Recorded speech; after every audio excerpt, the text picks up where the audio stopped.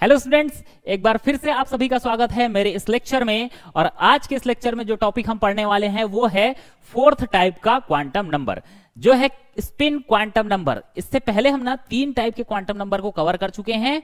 कौन कौन सा था? प्रिंसिपल क्वांटम नंबर जो सेल की जानकारी दे रहा था, एजीम्यूथल क्वांटम नंबर जो सबसेल की जानकारी दे रहा था, और मैग्नेटिक क्वांटम नंबर जो ऑर्बिटल की जानकारी दे रहा था। और हमने लास्ट टाइम ये सीख लिया था कि जो इलेक्ट्रॉन होते हैं वो कहां प्रेजेंट होते हैं? ऑर्बिटल में। कहां प्रेजेंट होते हैं? ऑर्बिटल में। ठीक है, तो अब मान लो वो इलेक्ट्रॉन है, कहां प्रेजेंट है? ऑर्बिटल में। कहां प्रेजेंट है? ऑर्बिटल में। तो मैंने क्या किया, एक ऑर्बिटल बना दिया, एक ऑर्बिटल बना दिया, इसी में प्रेजेंट है। ऑर्बिटल मतलब s जो सबसेल होगा उसमें एक ऑर्बिटल होगा, p सबसेल में होगा 3 ऑर्बिटल, d सबसेल में होगा 5 ऑर्बिटल, और f सबसेल में होगा 7 ऑर्बिटल। ऐसे आगे अपन चल सकते हैं।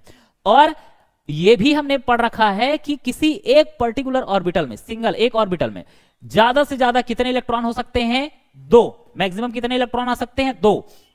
अब वो जो 2 इलेक्ट्रॉन है वो क्या कर सकते हैं?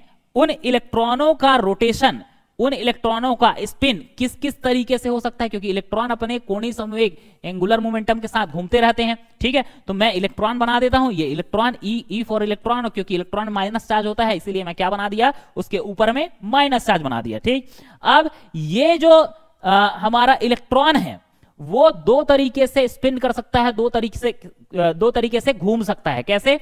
एक तो या तो ये घड़ी के सुई की दिशा में घूमेगा, घड़ी का सुई ऐसे ही घूमता है, तो ये या तो एक घड़ी के सुई की दिशा में घूमेगा। ठीक है, तो इसको मैं क्या बोल दूंगा? घड़ी की सुई की दिशा में घूम रहा है तो इसको बोल दूंगा क्लॉकवाइज रोटेशन, क्लॉकवाइज रोटेशन। और या तो ये सुई के विपरीत दिशा में घूमेगा, उल्टे दिशा में, तो इसको मैं क्या बोलूंगा? ये सुई के, घड़ी के सुई जो होता है उसके विपरीत दिशा में घूम रहा है तो इसको मैं क्या बोल दूंगा? Anti clockwise, clockwise rotation, rotation.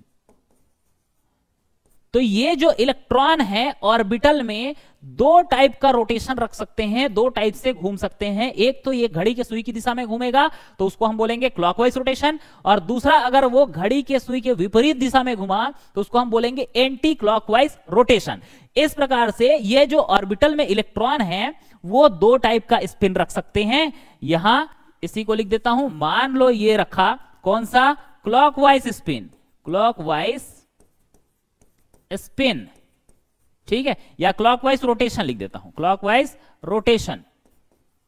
घूम कैसे रहा है? क्लॉकवाइज, तो उसको मैं क्या बोल दूंगा? Clockwise rotation. और अगर वो उल्टा घूम रहा है घड़ी के सुई की विपरीत दिशा में तो उसको मैं क्या बोलूंगा? Anti clockwise rotation. ठीक है, तो क्लॉकवाइज रोटेशन इसमें से कौन सा हो गया? ये वाला हो गया, तो यहां जमा देता हूं क्लॉकवाइज रोटेशन। ठीक है,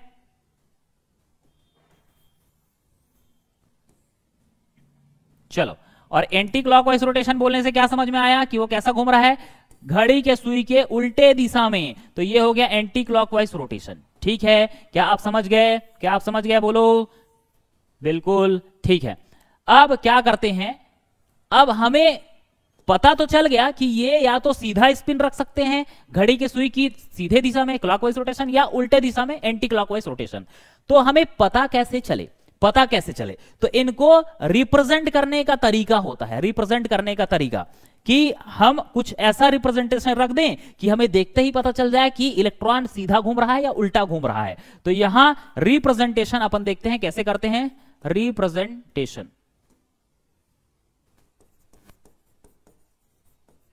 रिप्रेजेंटेशन। चलो ठीक, कैसे रिप्रेजेंट करते हैं? अगर कोई इलेक्ट्रॉन है वो ऑर्बिटल में प्रेजेंट है, तो पहले तो बना देता हूं, ऑर्बिटल ही बना देता हूं। चलो,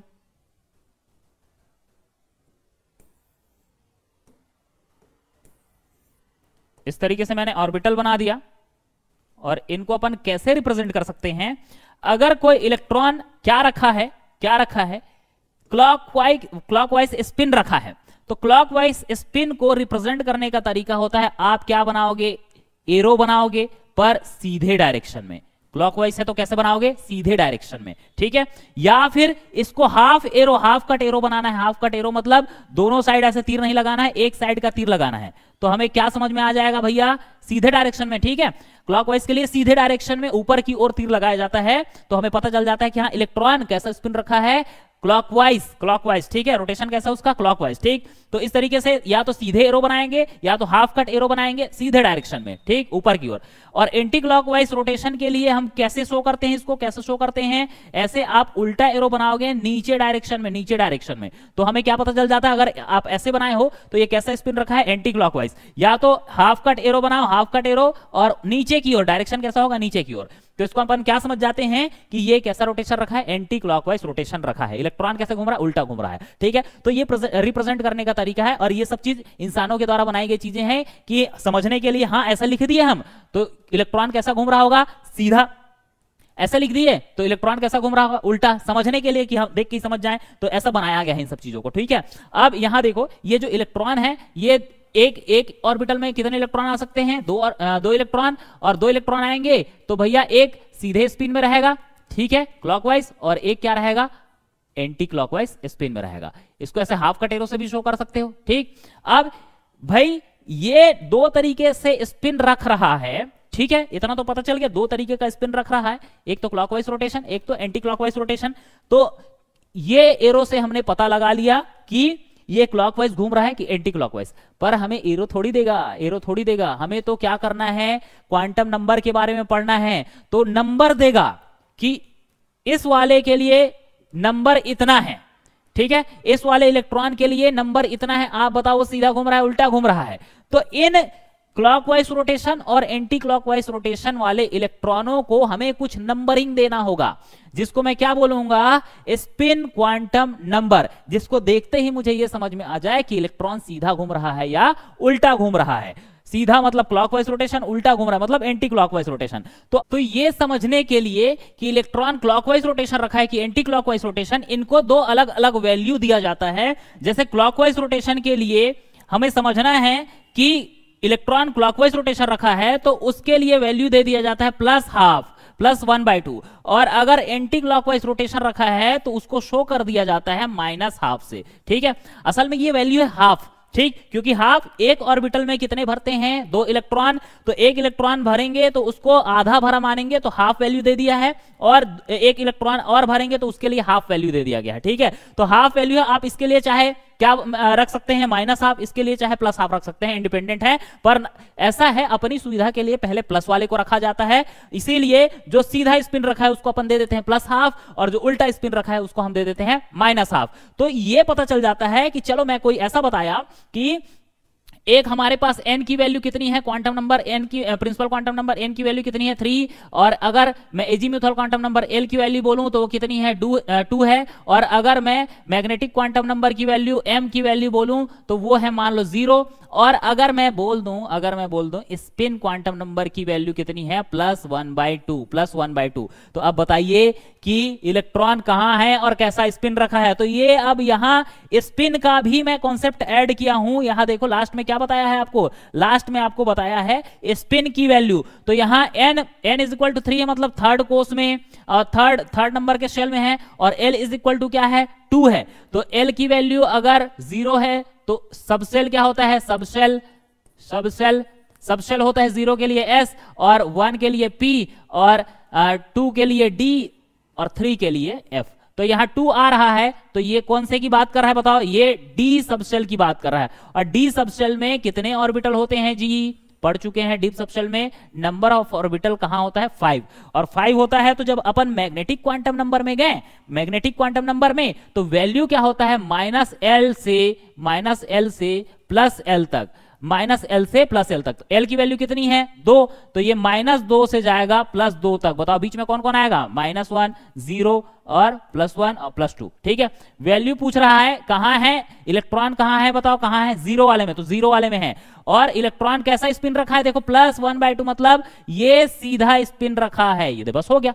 और क्या है, पूरा इलेक्ट्रॉन का पता लगा लिए, तीसरे थर्ड नंबर के शेल में है, और डी सबशेल में है, कौन से वाले ऑर्बिटल में है, 0 मैग्नेटिक क्वांटम नंबर के ऑर्बिटल में है, और स्पिन कैसे रखा है, सीधा। घूम कैसे रहा? सीधा। और कितना अंदर घुस के जान पाओगे? सारा तो जान ले लिए, सारा इलेक्ट्रॉन के बारे में एड्रेस तो जान लिए। तो यहां जो चौथा वाला ये क्वांटम नंबर है वो बताता है स्पिन।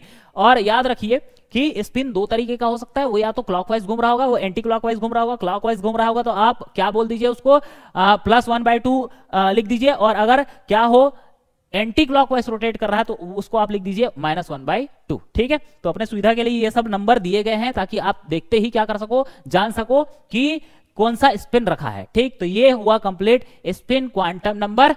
और इसी के साथ चारों क्वांटम नंबर को हमने कवर कर लिया। प्रिंसिपल क्वांटम नंबर, शेल की जानकारी दिया, एजीम्यूथल क्वांटम नंबर, सबसेल की जानकारी दिया, मैग्नेटिक क्वांटम नंबर, ऑर्बिटल की जानकारी दिया। और उस ऑर्बिटल में जो इलेक्ट्रॉन होते हैं वो दो तरीके से घूम सकते हैं, क्लॉकवाइज या एंटी क्लॉकवाइज घूमते रह सकते हैं। और उसकी जानकारी दिया स्पिन क्वांटम नंबर ने।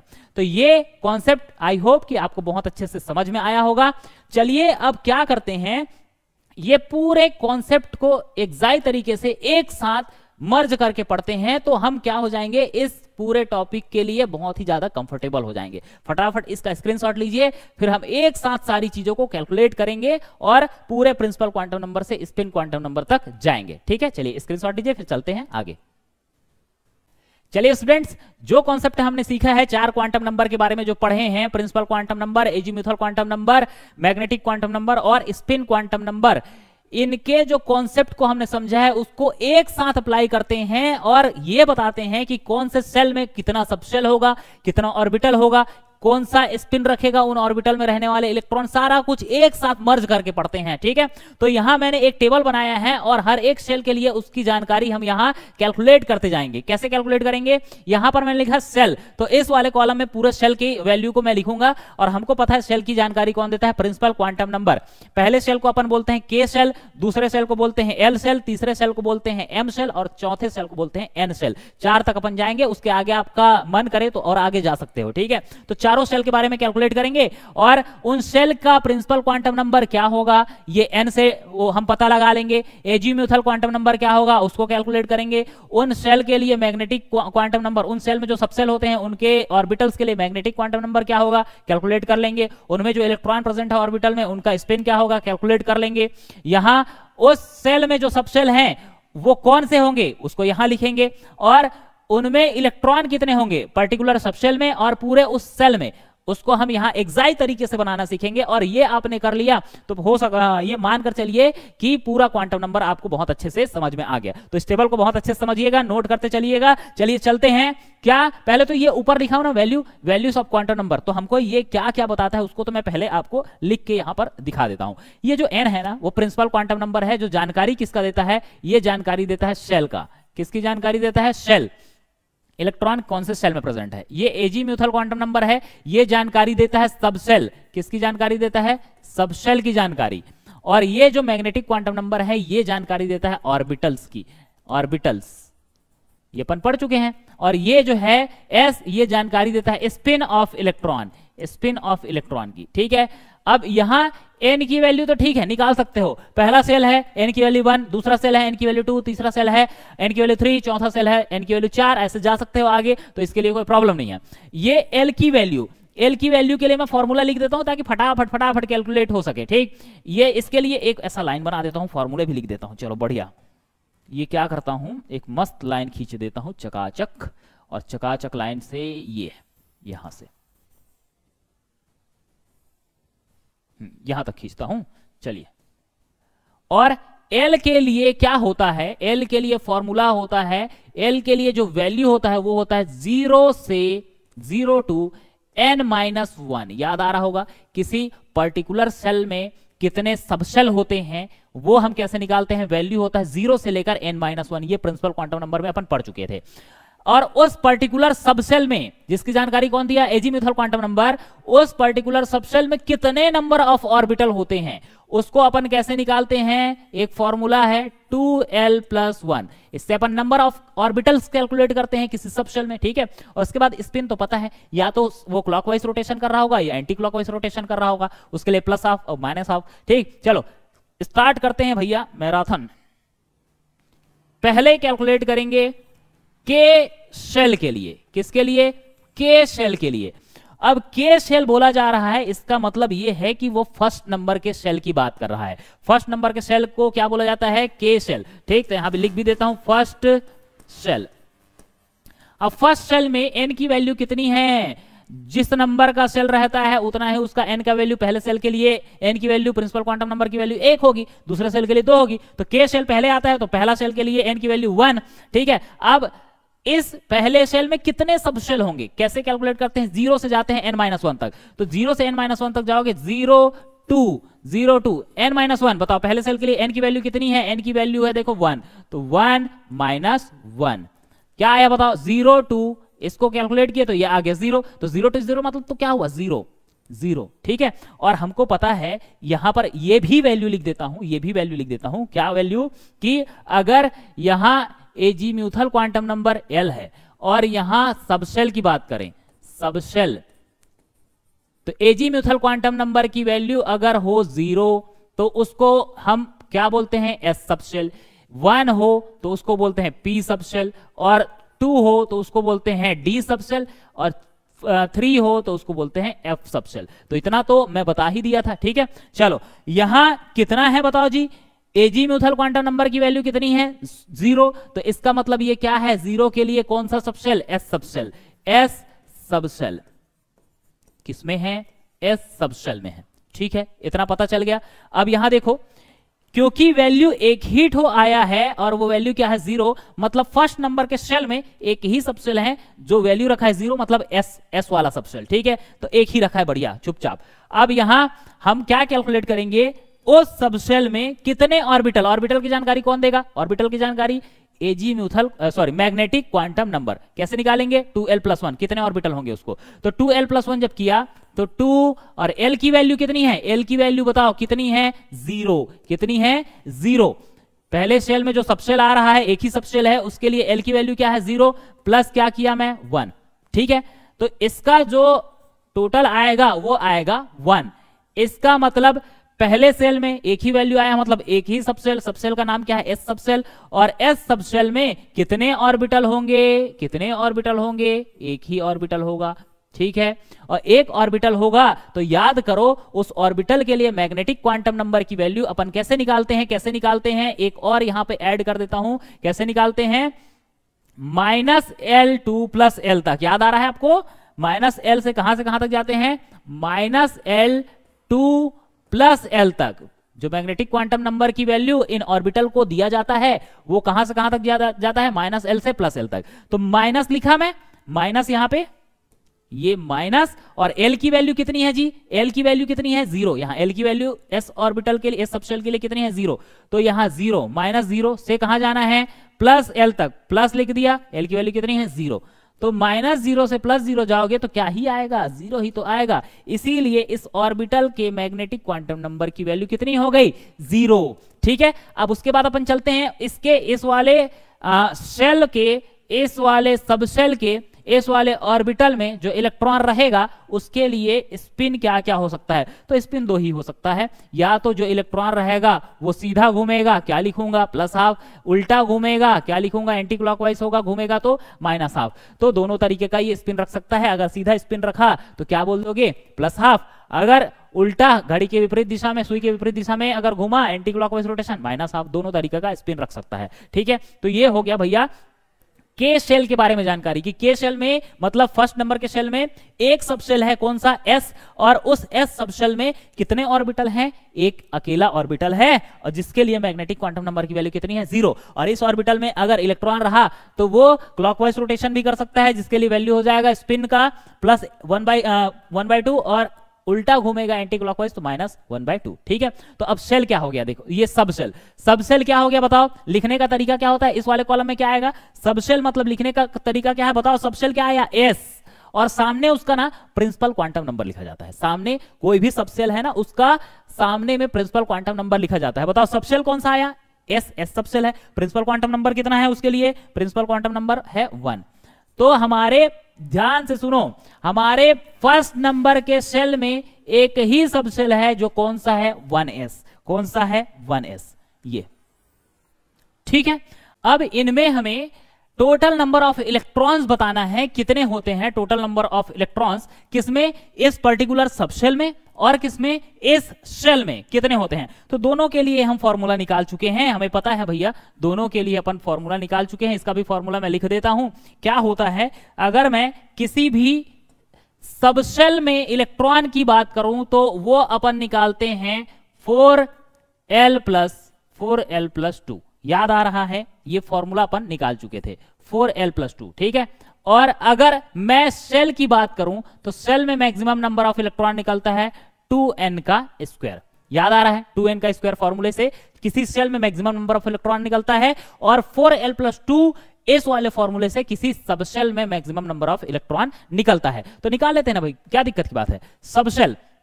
सबशेल कैलकुलेट किया है 4 और हमारे पास एक ही सबशेल है, कौन सा, S, जिसके लिए L की वैल्यू कितनी है, 0 है। तो 0 + 2, बताइए कितना, इसको कैलकुलेट करोगे तो कितना इलेक्ट्रॉन आएगा, इलेक्ट्रॉन का आएगा नंबर 2। मतलब इस S वाले सबशेल में मैक्सिमम नंबर ऑफ इलेक्ट्रॉन कितने आ सकते हैं भैया, कितने आ सकते हैं, 2। चलो इस सेल की बात करते हैं, सबशेल नहीं, सेल की बात करते हैं। सेल में इलेक्ट्रॉन कैसे निकालते हैं, 2n का स्क्वायर, तो मैंने किया 2 और n की वैल्यू कितनी है, n की वैल्यू है 1 और 1 का क्या किया, स्क्वायर।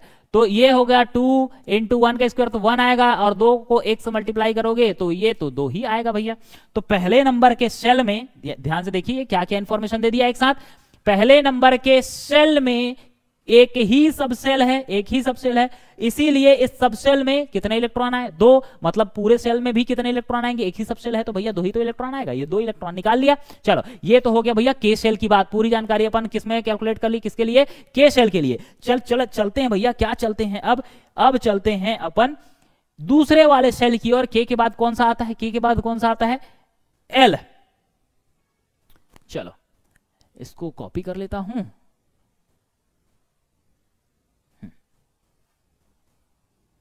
चलो के सेल हो गया, किसके लिए कैलकुलेट करेंगे, एल सेल के लिए कैलकुलेट करते हैं।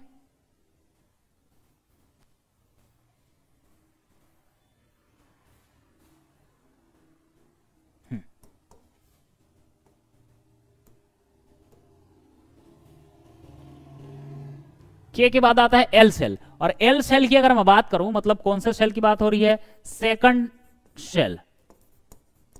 सेल की बात हो रही है, ठीक है। और सेकंड सेल की बात हो रही है तो भैया पहले सेल के लिए प्रिंसिपल क्वांटम नंबर 1, दूसरे सेल के कौन सा होगा, 2, कितना होगा, 2, ठीक है। अब एल की वैल्यू अपन कैसे निकालते हैं, एल की वैल्यू 0 से n-1, तो 0 से जाना है मुझे n-1, तो n-1 में n की वैल्यू कितनी है, 2 - 1, ऐसे करूं, ठीक है। चलो क्या क्या वैल्यू आया भैया, 0 2 -1 करूंगा तो कितना आएगा, 1, और 0 से 1 जाऊंगा तो 0 आएगा, उसके जस्ट बाद 1 आता है। मतलब क्या क्या वैल्यू हमारे पास, सबसेल की वैल्यू एक तो आया है, पहला यहां पर लिख देता हूं, फर्स्ट वैल्यू आया 0, और सेकंड वैल्यू आया है, क्या आया है बताओ, सेकंड वैल्यू आया है 1, ठीक है। अब हमको पता है अगर एजी म्यूथल क्वांटम नंबर की वैल्यू 0 आया तो भाई उसको हम लिखते हैं एस सबसेल, ठीक है। और अगर 1 आया तो इसको मैं क्या लिखता हूं, पी सबसेल, ठीक है। तो यहां दूसरे नंबर के, यहां पता चल गया, देखो दूसरे नंबर के शेल में 2 सबसेल होते हैं, कौन कौन से, एक तो एस होता है और एक क्या होता है, पी होता है। अब दोनों के लिए ही मुझे क्या निकालना पड़ेगा, नंबर ऑफ ऑर्बिटल की एस में कितने होते हैं और पी में कितने होते हैं। तो चलो निकाल लेते हैं, क्या दिक्कत क्या है, अपन तो निकाल सकते हैं, सब कुछ कर सकते हैं, सीख चुके तो सब कुछ कर सकते हैं, ठीक है। चलो पहले मैं किसके लिए निकालता हूं, एस ऑर्बिटल के निकालता हूं। तो एस के लिए देखो नंबर ऑफ ऑर्बिटल कैसे निकालेंगे, 2l + 1, और 2l + 1 किया तो 2l की वैल्यू कितनी है बताओ, l की वैल्यू एस सबशेल के लिए है 0 + 1। जब ऐसा मैं किया तो ये कितना आया, ये आया 1, ये कितना आया 1। मतलब एस सबशेल में कितने ऑर्बिटल होंगे, 1, ठीक है।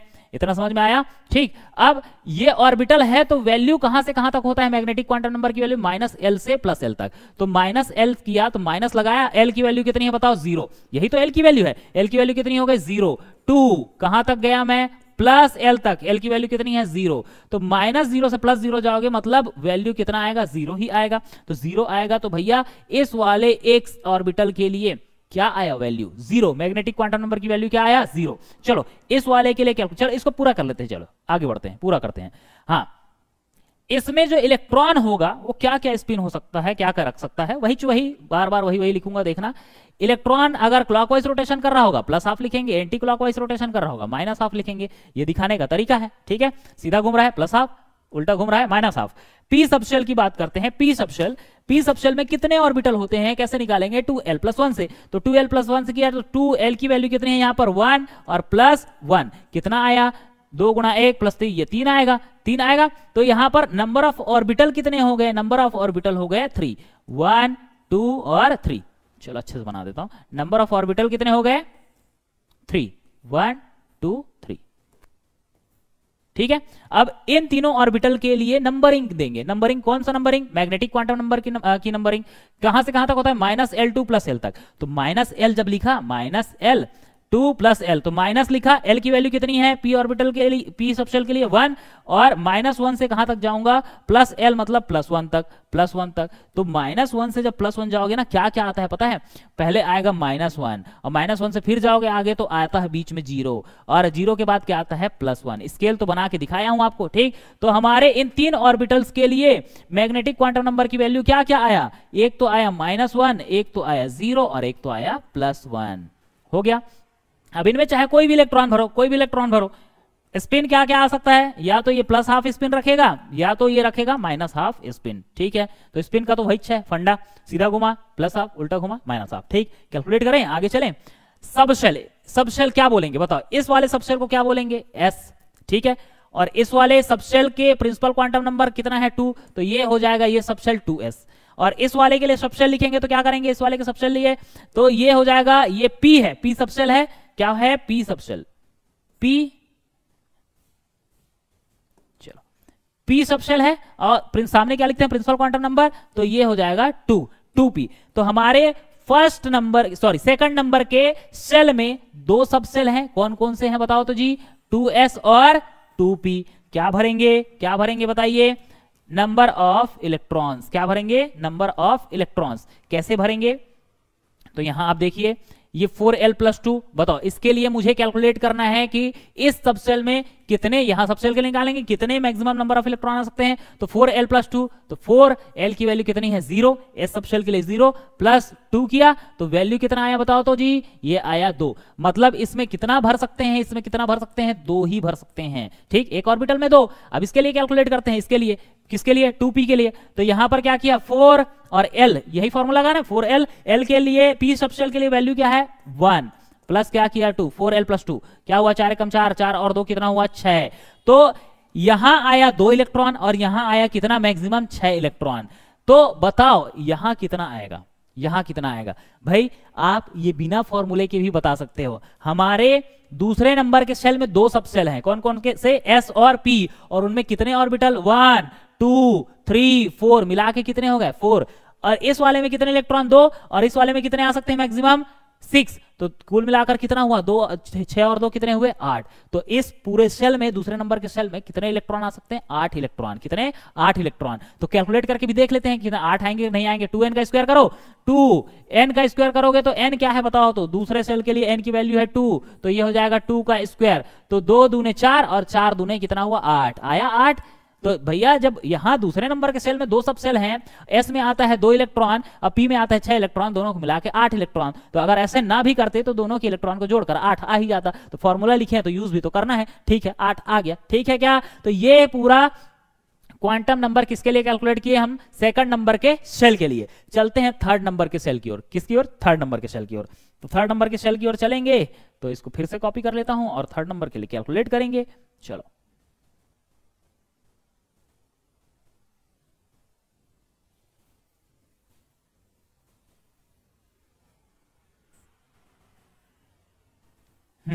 चलो भैया, थर्ड नंबर के शेल को क्या बोला जाता है? जल्दी बताओ, जल्दी। क्या बोला जाता है? M shell. क्या बोला जाता है? M shell. इसको हटा देता हूं। एम शेल, KLMN, ठीक है। एम शेल मतलब बात हो रही है थर्ड नंबर के शेल की, तो लिख देता हूं यहां पर थर्ड शेल।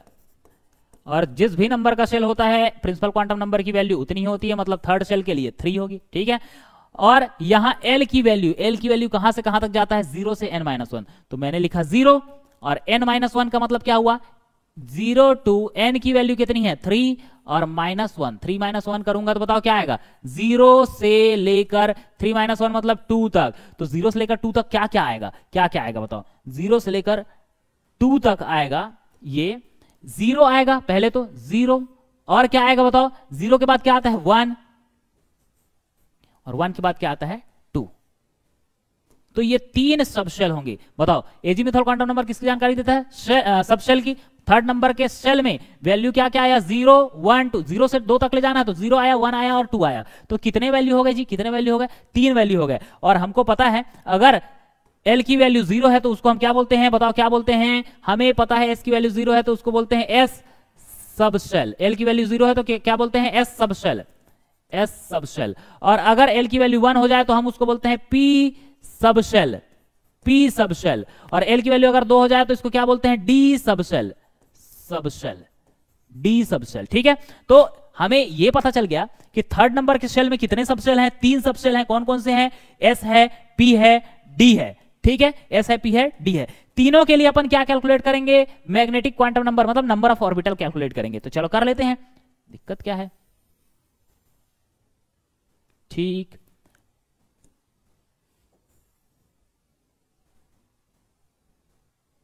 चलो कैलकुलेट करते हैं।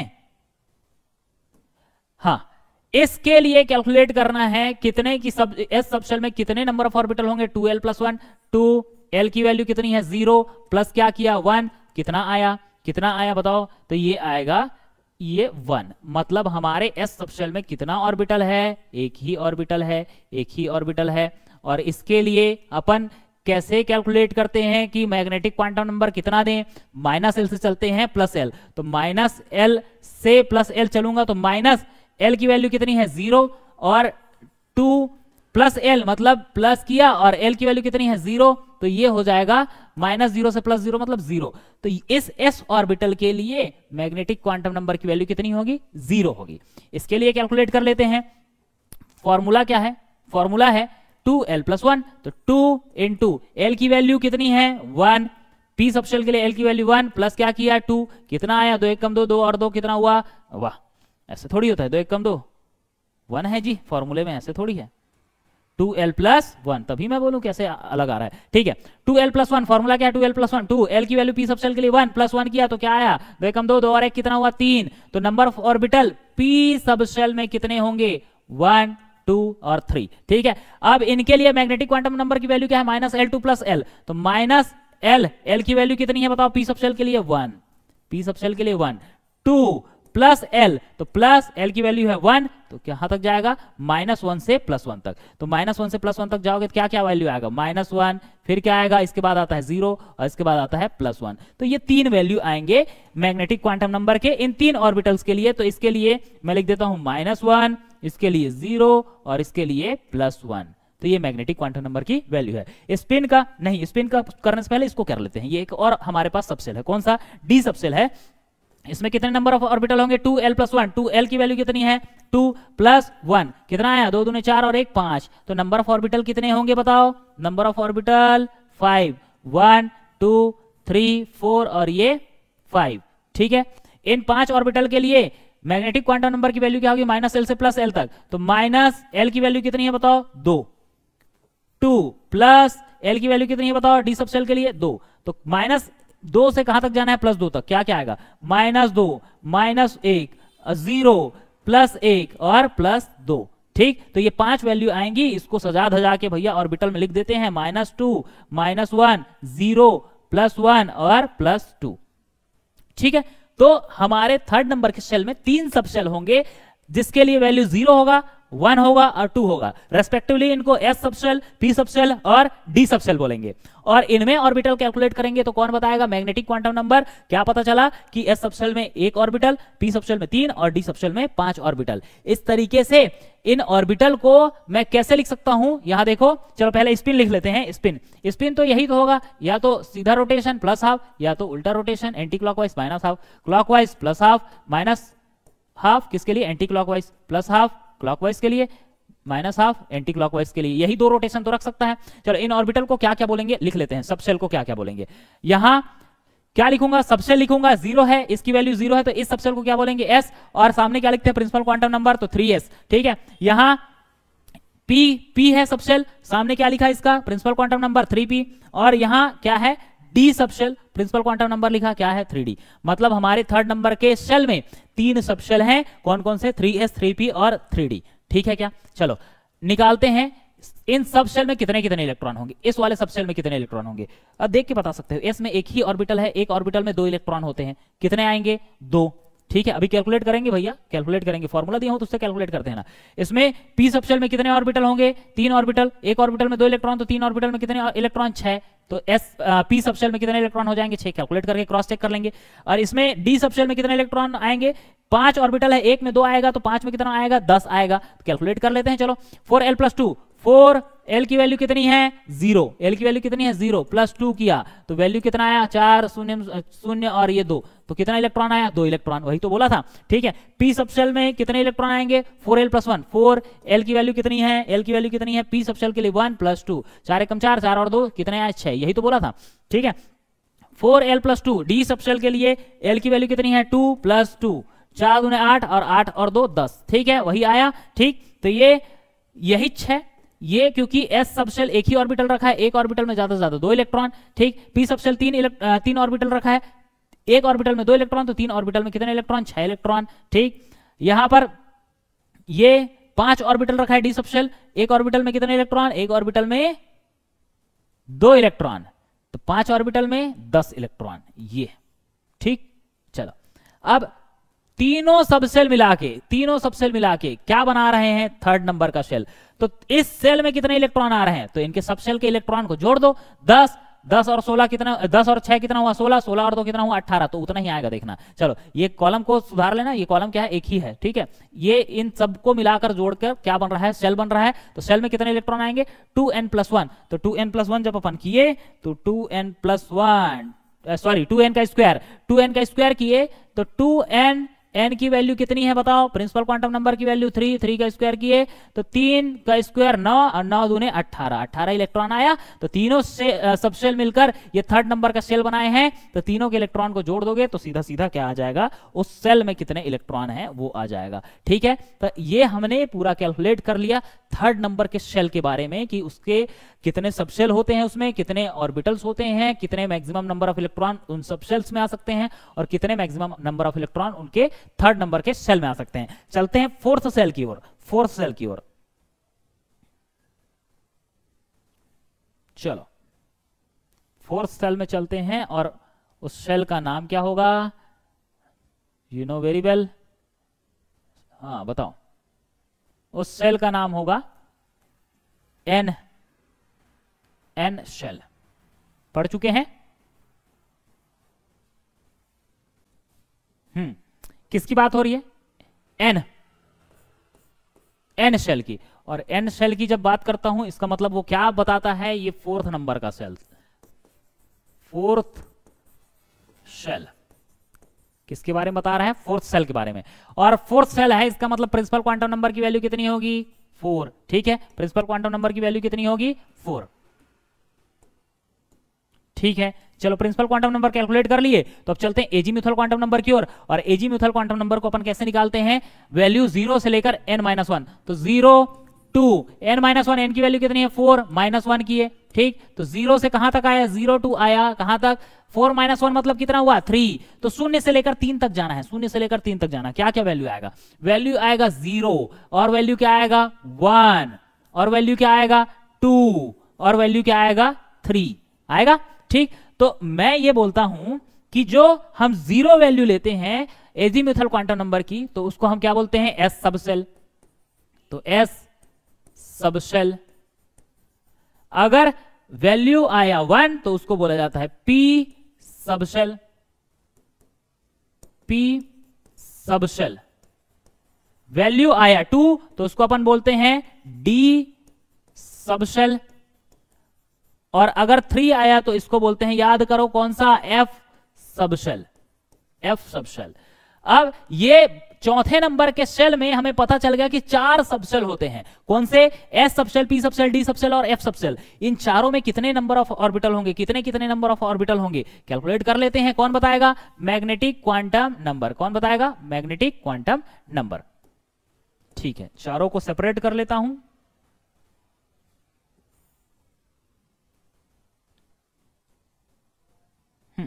चलो नंबर ऑफ ऑर्बिटल निकाल लेते हैं। S subshell, number of orbital कैसे निकलता है? 2l + 1। तो 2l की वैल्यू कितनी है एस सबशेल के लिए? 0 + 1। ठीक है, ये आया 1। तो नंबर ऑफ ऑर्बिटल कितना आया एस सबशेल में? Number of orbital 1। और ये वैल्यू क्या रखेगा? -l से +l तक। तो -l से +l तक गया, माइनस लिख दिया। l की वैल्यू कितनी है एस सबशेल के लिए? 0 से चलना है +l तक, प्लस और l की वैल्यू है 0। तो -l से +l, -0 से +0 मतलब 0 ही आएगा। और एक अकेले ऑर्बिटल के लिए मैग्नेटिक क्वांटम नंबर की वैल्यू कितनी आ गई? 0। ठीक है, चलते हैं पी सबशेल। पी सबशेल में 2l + 1 निकाला, 2l, l की वैल्यू कितनी है? 1 + 1। ठीक, तो ये आया 3। नंबर ऑफ ऑर्बिटल कितने हो गए? 3।